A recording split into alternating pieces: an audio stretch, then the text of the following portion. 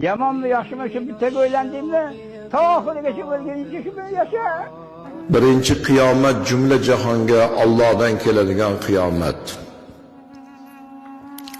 Ikkinchi qiyomat umid bilan bir yostiqqa bosh qo'yib, boringga yo'g'ingga ko'nib, tun hamroh, kun hamroh bo'lgan farzandlaringni qornida ko'tarib, o'limni bo'yniga olib, farzand tug'ib, farzandlaringni oyoqqa qo'ygan, oq yuvib, oq tarab, o'zingni ko'chaga chiqarganda odamlarni yuzdagi holdek pokiza qilib chiqargan, jufti halolingdan, ayolingdan ayrilgan kuning, ayolingni qabrga qo'ygan kuning erkakka qiyomat bo'lib qolar ekan.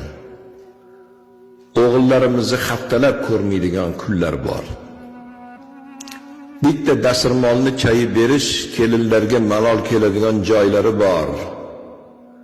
Agar qushni qanoti butun bo'lsa parvozi baland bo'lar ekan, bolam. Bitta qanot singandan keyin yerga yiqilganingni bilmay qolar ekansan. Shunda vaqtlar bo'ladi, janoza o'qiymiz, ayollarning tobutini ko'tarib kelishadi. Janoza o'qilishdan oldin savol beramiz. Necha yil umr kechirgansiz ahli ayolingiz bilan? Hammalari har xil muddatda aytishadi. Rozimisiz? Hozir janozani o'qiymiz, didor qiyomatga qoladi deganimizda yig'lab mingdan mingga roziman deb rozilik izhor qilishadi. Qabr tepasiga boramiz. Qabrning tepasiga borib, ayollarni qabrga qo'yganlaridan keyin odamlar sekin tarqalayotgan payt go'rkovlarni qo'llaridan ushlab iltimos qilgan otalarni ko'rdim.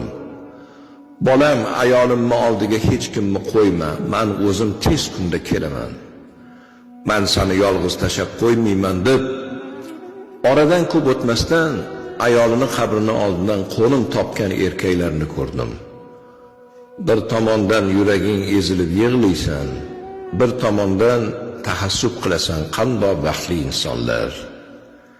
Bir-birini tushungan, chiroyli umr guzaron qilgan, yonma-yon qabristonda yotgan er-xotinlarni ko'rganda tahassub qilasan.